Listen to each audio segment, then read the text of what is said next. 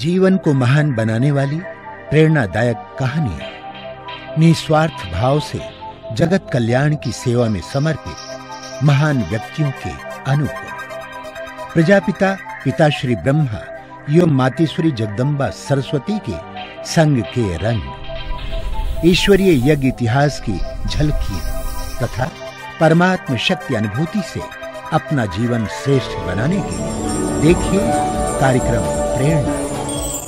दीपक देता है रोशनी फैलाने की प्रेरणा, फलदायी वृक्ष देता है देने की प्रेरणा, मधुबन देता है महकते रहने की प्रेरणा, महान व्यक्ति देते हैं जीवन जीने की प्रेरणा। आओ प्रेरणा से दें हम सभी को प्रेरणा।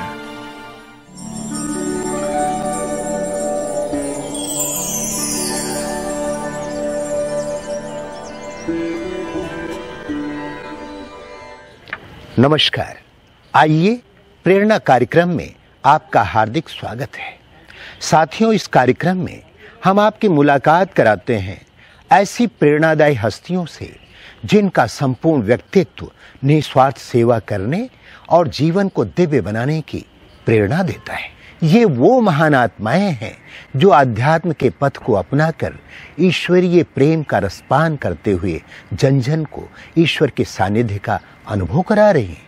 हमें आशा ही नहीं, पूर्ण विश्वास है कि आप भी इन दिव्य विभूतियों के अनुभवों से प्रेरणा प्राप्त कर अपना जीवन श्रेष्ठ और सफल बनाएंगे। तो लीजिए, प्रस्तुत है कार्यक्रम प्रेरणा।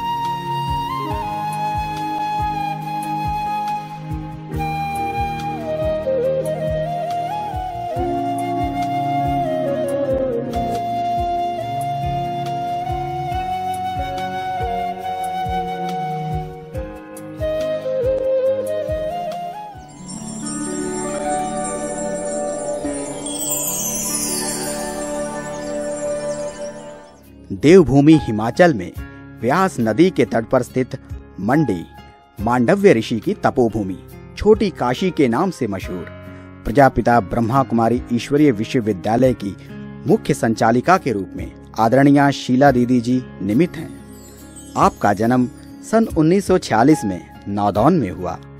बचपन से पढ़ाई लिखाई, भक्ति भाव व समाज सेवा में गहरी अभिरुचि रही।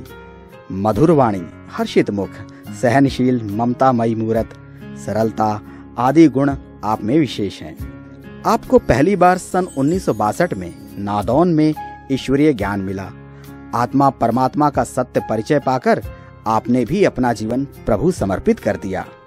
आपको पहली बार सन 1965 में यज्ञ माता मातेश्वरी जगदम्बा से जलंधर में और सन 1967 में संस्था के मुख्यालय माउंट आबू के पांडव भवन प्रांगण में पिता श्री ब्रह्मा बाबा से मिलने का सुअवसर मिला।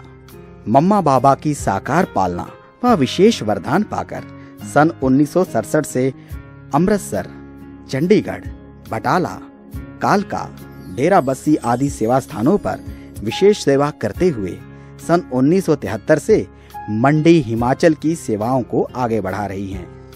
मानव चरित्र के उत्थान के लिए आपने अनेकानेक कार्यक्रम जैसे कलश यात्रा, संपूर्ण ग्राम विकास अभियान, ग्लोबल सेमिनार, बेटी बचाओ अभियान, किसान सशक्तिकरण अभियान व दिव्य झांकियों का सफल आयोजन किया।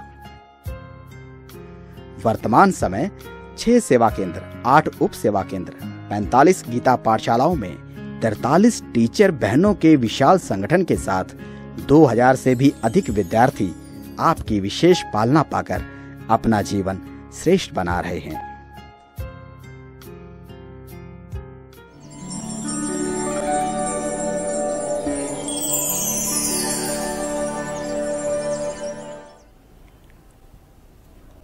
मेरा बचपन बहुत प्यार से बीता।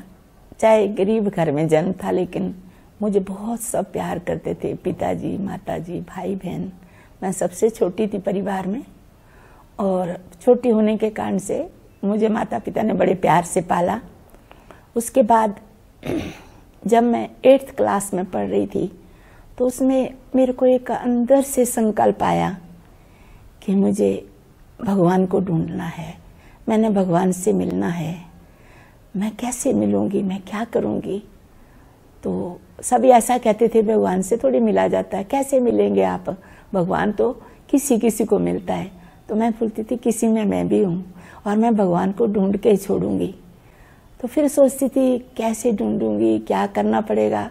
तो मेरे दिल के अंदर एक भावना आती थी कि मैं लोगों की सेवा करूंगी, किसी लोगों का, गरीबों की मदद करूंगी, पैसा भी कमाऊंगी, नौकरी करूंगी, और उसके बाद फिर पैसा कमा के लोगों की मैं मदद करूंगी।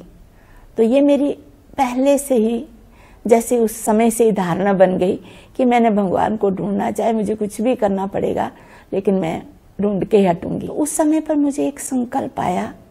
एक वहाँ पर हमारे स्कूल में एक पियन था, वो खाना बनाता था। मैं एक ही लड़की थी वहाँ पर इस क्लास में, बाकी सब लड़के थे। तो एक लड़की होने के कारण से मुझे बस, मैं सबके साथ बात नहीं करती थी, सिर्फ अपने टीचर से और 2-3 जो छोटे छोटे मेरे बराबर के थे उन भाइयों से मैं लड़कों से बात करती थी। फिर उसके बाद मैंने कहा मैं इसके हाथ का खाना नहीं खाऊंगी। जैसे कि बाबा मुझे तैयार कर रहे थे, पहले ही तैयारी हो रही थी मेरी कि मैंने बाबा के पास जाना है, तो कैसे जाऊंगी। तो मैंने कहा मैं इसके हाथ का नहीं खाऊंगी। मैं 4 दिन तक रही, और 4 दिन तक मैंने एक भी कुछ खाया नहीं, सिर्फ पानी। हमारे टीचर थे, वो थाली लाते थे, मेरे को लिए अलमारी में रख देते थे, बेटा खा लेना। मैं बस देखा भी नहीं क्या बना है, और 4 दिन तक नहीं खाया। फिर उन्होंने कहा चलो मैं तेरे को घर छोड़ आता हूँ, कहीं मरी जाएगी तो तेरे माता पिता मुझे गुस्सा करेंगे। तो फिर मैंने कहा, मैं चली गई, घर गई, फिर वहाँ अच्छी तरह से खाना खाया, 2-3 दिन का लिए गई साथ में, फिर वो पेपर पूरे किए। तो मुझे ऐसा लगा जैसे कि वो जो दिन थे 7-8 दिन, वो मेरे एक पवित्र दिन थे, जिसमें मैंने उस व्यक्ति के हाथ का खाना खाने से जैसे मुझे हो गया कि मैं नहीं खाऊंगी इसके हाथ का, क्योंकि वो थोड़ा अपने हिसाब का था, तो मैं उससे डरती भी थी। तो फिर उसके बाद ऐसे ही थोड़े टाइम के बाद ही मैं वो स्कूल छोड़ दिया, दूसरे स्कूल में नदौन आ गई। तो वहाँ जा कर के फिर मैं जो लड़कियों का स्कूल था वहाँ दाखिल हो गई, और ऐसे करते करते 4-5 मास बीत गए। और 5 मास जब बीत गए, पेपर चल रहे थे 9th के, तो मेरे को एक बहन मेरे साथ बैठती थी रोज, लेकिन कभी उसने नहीं बताया। और हम आश्रम के पास से पानी भरते थे, तब भी मैंने नहीं कुछ भी देखा। लेकिन वो घड़ी ऐसी थी, हम बैठे थे तो वो मेरे को ना, और लड़कियां और बातें कर रही थी, लेकिन उसने मुझे एक आत्मा की याद दिलाई कि हम सब एक आत्मा हैं और परमात्मा के बच्चे हैं। हम शुद्ध आत्मा हैं, पवित्र आत्मा हैं। तो जैसे ही मैंने ये सुना, तो मैंने कहा आपने इतने दिन क्यों नहीं बताया मुझे? मैं तो कब से इसी बात को ढूंढ रही थी कि मैंने भगवान से मिलना था, आपने बताया नहीं। आप मेरे साथ बैठते, मेरे साथ स्कूल जाते। लेकिन वो घड़ी थी शायद मेरे अलौकिक जन्म की, 5 जनवरी की बात है, 1962 की बात है। तब मेरे को ऐसा उन्होंने बताया। बस वो घड़ी, और उसी घड़ी से हम बाबा के हो गए। और एक लगन, मैं आत्मा, मैं शुद्ध आत्मा, मैं पवित्र आत्मा, मैं शुद्ध आत्मा, मैं पवित्र आत्मा, मैं शिव बाबा का बच्चा। बस इसी स्मृति में चलते फिरते कर्म करते हुए ऐसा लग रहा है जैसे पांव धरती के अपने लग रहे हैं। मुझे बाबा मिल गया, मुझे भगवान मिल गया। बस इसी लगन में लग गए। मैं 1964 में जब मम्मा जलंधर में आए थे, लास्ट था वो भी मिलन, शायद हमारे लिए ही पहुंचे होंगे। तो वहाँ पर सभी भाई बहनें जो पंजाब के थे मम्मा से मिलने के लिए आए थे। तो हम जो नदौन की पार्टी थी 20-25 की, वो भी सब मम्मा से मिलने गए। तो मम्मा से मिल करके ऐसा महसूस हुआ कि यही हमारी माता है। और उनके शरीर के अंदर इतनी मतलब निर्मलता, और इतना उनके अंदर एक बोलेंगे कि उनके अंदर ऐसे था शरीर जैसे कि रुई का पुतला होता है बना हुआ, उस प्रकार से मम्मा का शरीर था। तो मम्मा ने हमें गले लगाया और बड़े प्यार से कहा कि बच्ची तू बहुत सेवा करेगी। तो मैं खुश हो गई। मैंने कहा ठीक है मम्मा, मैं सेवा ही करनी है, मैंने कुछ नहीं और करना, ना मैं नौकरी करनी है, मैं कुछ नहीं करना। लेकिन बाबा ने कहा है मुझे पढ़ने के लिए तो मैं पढ़ूंगी। बस फिर उसके बाद मैंने बाबा दोबारा नहीं मम्मा को देखा भी नहीं और मिली भी नहीं।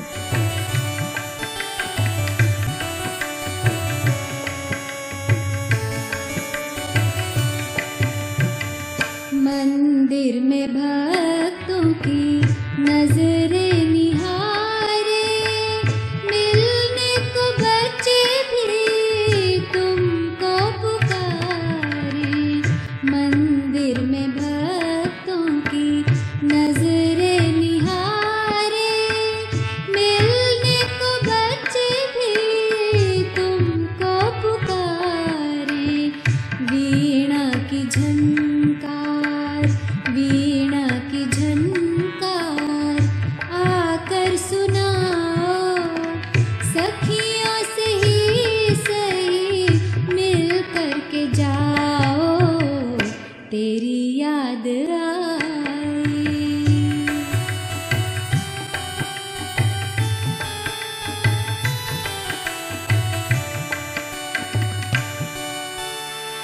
ऐसे न जाने बच्चे कितने हैं आए, जन्मे तो माँ को भी ना देख पाए। ऐसे न जाने बच्चे कितने हैं आए, जन्मे तो माँ को भी ना देख पाए। ममता की वो लाज, ममता की वो लाज कुछ तो निभाओ, माँ गोद में अपने हमें भी बिठाओ, तेरी याद आई।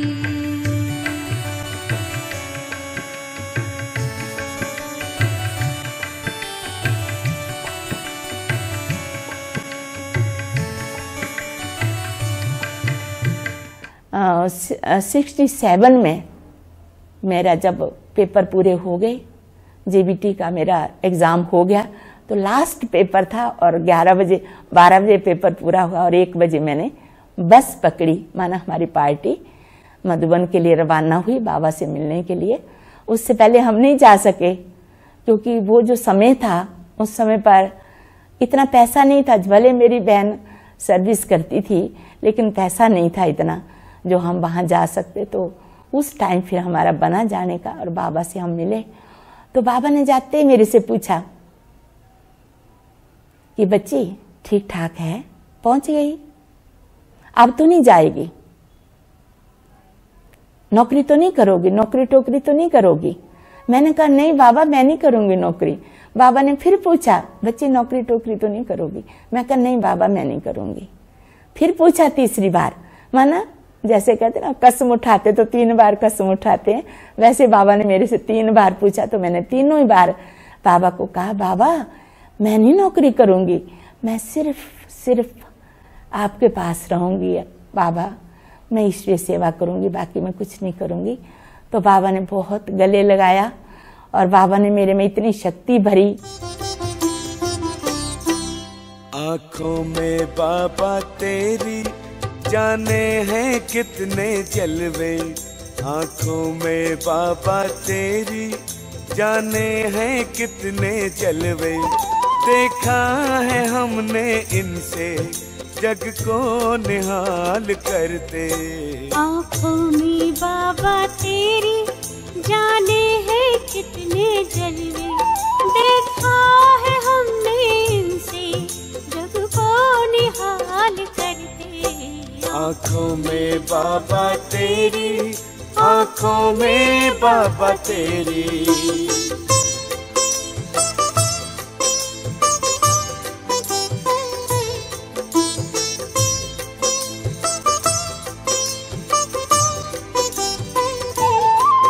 भगवान को भी बाबा आंखें तेरी लुभाई, भगवान को भी बाबा आंखें तेरी लुभाई, बरसा रही है इनसे अब रहमते खुदाई। ये सेवा करते नहीं जाते हो ना, तो वहाँ पर रहने का बहुत मुश्किल होता है।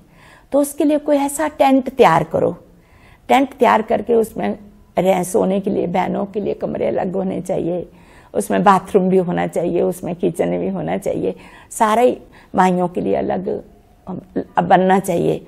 तो ऐसा कोई मॉडल बना करके बच्चा आए तो मैं उसको बोलूं कि हाँ ये ऐसा मॉडल ठीक है। तो मैं ना अपनी जो हेडमिस्ट्रेस थे वो मुझे बहुत प्यार करते थे और वो कहते थे कि तू कर ये काम, बाबा ने बोला है। वो भी आते थे कभी कभी क्लास में, तो कहते बाबा ने अगर बोला तो तू बना, मैं तेरे को सिखा दूंगी। और उन्होंने मुझे सिखाया और मैंने छोटा सा इतना सा वो टेंट बनाया और मैं बाबा के पास ले गई और बाबा को दिखाया। बाबा आपने ऐसा बोला था, तो मैं लेके आई हूँ। बाबा बाहर निकले कमरे से और कमरे से बाहर निकल करके, वो कच्चा था उस समय, सीमेंट नहीं डाला था, तो वहां पर बाबा ने वो खड़ा करवाया। उसमें मैंने पूरा प्रबंध किया हुआ था उसके अंदर कि किस प्रकार से खड़ा करना है, कैसे लगाना है, कैसे कैसे बनेगा, पूरा वो मॉडल बना के ले गई थी। तो बाबा उठे और बाबा ने, मतलब देखो मैं तो छोटी जैसी थी, पर बाबा ने देखा कि इसने इतनी उमंग से लाया, तो बाबा बाहर आए और बाबा ने मेरे को बोला तू लगा। लगाया मैंने, फिर सबको दिखाया बाबा ने कि ये बच्ची बना के लाई है, ऐसा मॉडल बनाओ। तो फिर मेरे को बाबा बोलते बच्ची तू बना सकती है। मैं कहा हाँ बाबा मैं बना सकती हूँ, क्योंकि मुझे सिलाई का काम आता था, थोड़ा थोड़ा मैं सिलाई कर लेती थी। फिर बाबा ने कहा हाँ ठीक है, बच्ची जाएगी नहीं वापस। मधुबन कितना मधुर मधुर है, मधुबन कितना मधुर मधुर है, सदा ये आँखों में छाया है, सदा ये आँखों में छाया है। दिल वाला मधुबन का बाबा, दिल वाला मधुबन का बाबा दिल में समाया है। मधुबन कितना मधुर मधुर है, मधुबन कितना मधुर मधुर है।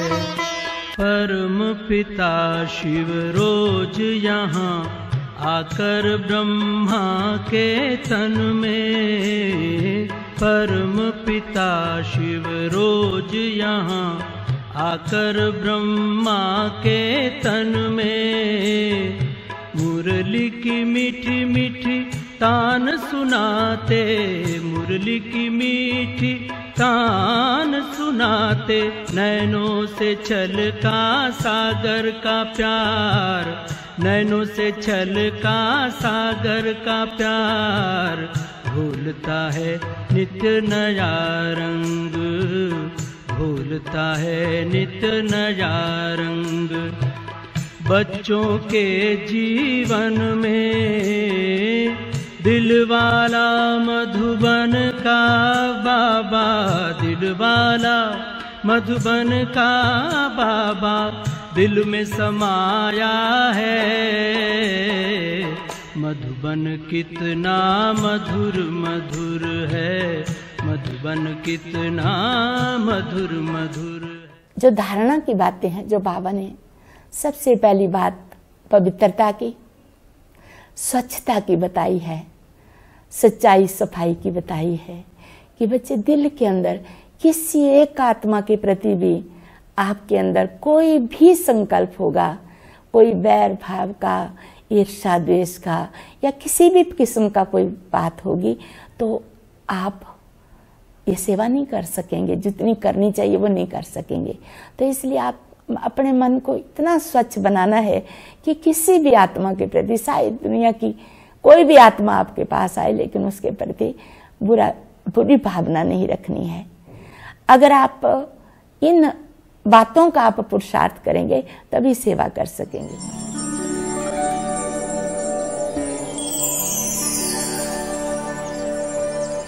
दीदी निष्पक्षवादी हैं, हर एक पहलू को जानते हुए, हर एक का व्यक्तित्व देखते हुए बात करती हैं। किसी भी तरह से परिवार की जो भाषा हर एक कोई दीदी के पास है, हर एक कोई लगता है कि हमारी है, चाहे छोटा है चाहे बड़ा है, चाहे दूर से क्यों ना आया हो, हर एक को यही भाषा आती है कि दीदी सिर्फ मेरी है। क्योंकि दीदी के साथ मिलना जैसे लगता है सभी को हम बाप से मिल रहे हैं, हम माँ से मिल रहे हैं, और दीदी डायरेक्ट अपने साथ न जोड़ के सभी का ध्यान एक पिता परमात्मा से जुड़े, ऐसी ही बात उनको बताती हैं। और दीदी के अंदर सबसे पहले जो मैंने पाया वो उनकी मधुरता, उनकी मीठी वाणी, उनका स्नेह देना। हालांकि हम नए थे, इतना स्नेह दीदी देती थी कि मन नहीं करता होता था कि हम यहाँ से उठ करके जाएं, और जब तक कि पूरी तरह से दीदी की पूरी बात न सुन लें, पूरा न कर लें, हम यहाँ से जाते नहीं थे। तो एक तो ऐसा था। सेकेंडली हमने देखा है कि दीदी के अंदर बहुत ही ज़्यादा सहनशीलता है। कई बार जो है तो जैसे उखड़ कर भी बात करें, कुछ भी करें, दीदी बड़ी समाई के साथ, बड़ी धीरज के साथ उसका समाधान देती हैं। दीदी बहुत ही मधुर स्वभाव के हैं और सबको स्नेह देते हुए भी बाबा की तरफ ही सबका ध्यान खिंचवाते हैं और सबको शक्ति देते हैं, और किसी भी देहधारी में नहीं, शिव बाबा को ही याद करने की बात बताते हैं। एक ऐसा चुंबकीय व्यक्तित्व जिनके अंदर ममत्व की छवि और अपनी तरफ खींचने की एक चुंबकीय शक्ति को मैंने महसूस किया, और जब से मैं इनके सानिध्य में आया हूँ, इनकी निर्बाध गति, एक कुशल प्रशासिका, कुशल संचालिका, और अपने अंतर्गत चलने वाले 16 जो भी इनके केंद्र हैं, उनका पूर्ण रूप से एक प्रशासकीय रूप से संचालन करना, ये इनकी सबसे बड़ी गुणवत्ता है।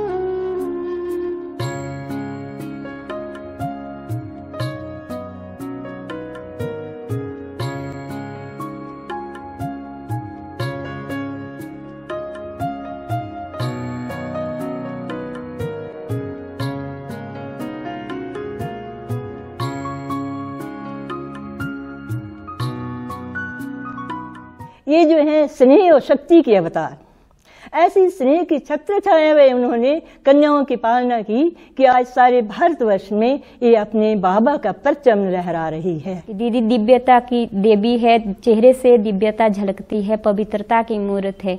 जिस तरह देवियों के यादगार बनाते हैं तो प्रैक्टिकल दीदी का हमें यहाँ पर वो देवी का रूप दिखाई देता है। ममता के मंदिर की तू सबसे प्यारी मूरत, ममता के मंदिर की तू सबसे प्यारी मूरत, भगवान नजर आता है जब देखूं तेरी सूरत, भगवान नजर आता है जब देखूं तेरी सूरत, जब जब दुनिया में आए तेरा ही आंचल पाए, जब जब दुनिया में आए तेरा ही आंचल पाए, जन्मों की दीवारों पे प्यार अपना हम लिख पाए, जन्मों की दीवारों पे प्यार अपना हम लिख पाए, ये बंधन तो जन्मों का बंधन है, ये बंधन तो जन्मों का बंधन है, और प्यार का ये संगम है, प्यार का ये संगम है। दीदी बहुत ही स्नेहमयी, सरल स्वभाव और हर्षित मुख में जैसे रहने वाले हैं। कभी इनके मुंह पे मैंने चिंता का कोई अंश भी नहीं देखा।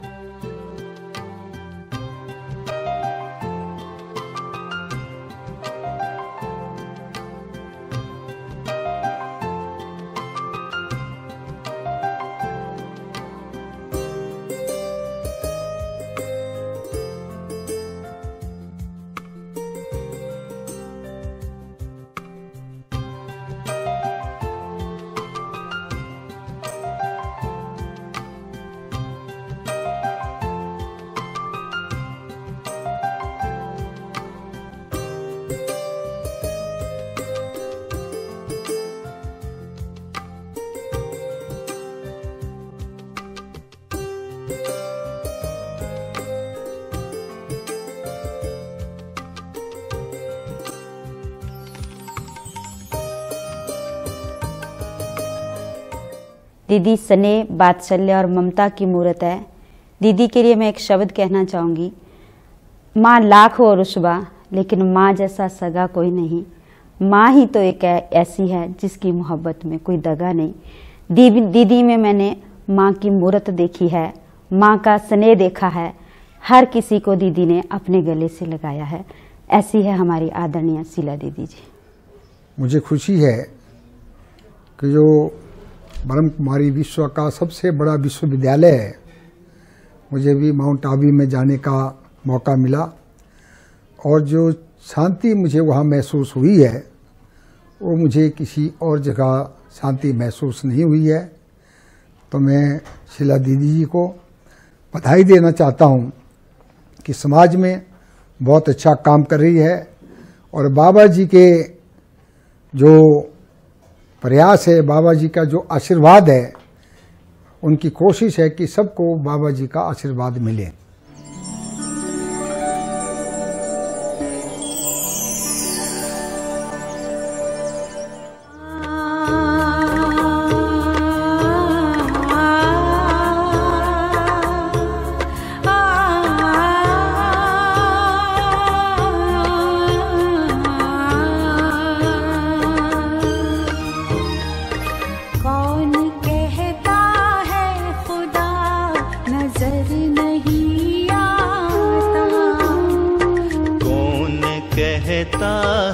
खुदा नजर नहीं आता, जब खुदा दिखता है,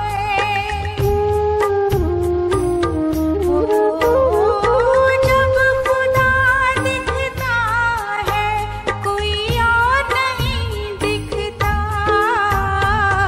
कौन कहता है खुदा नजर नहीं आता, कहता है खुदा नजर नहीं आता।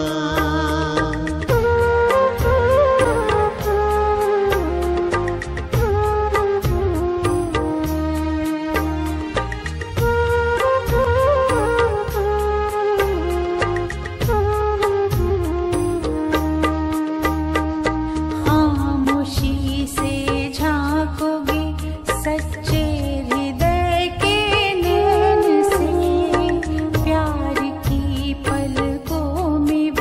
बस जाता है बड़े चैन से।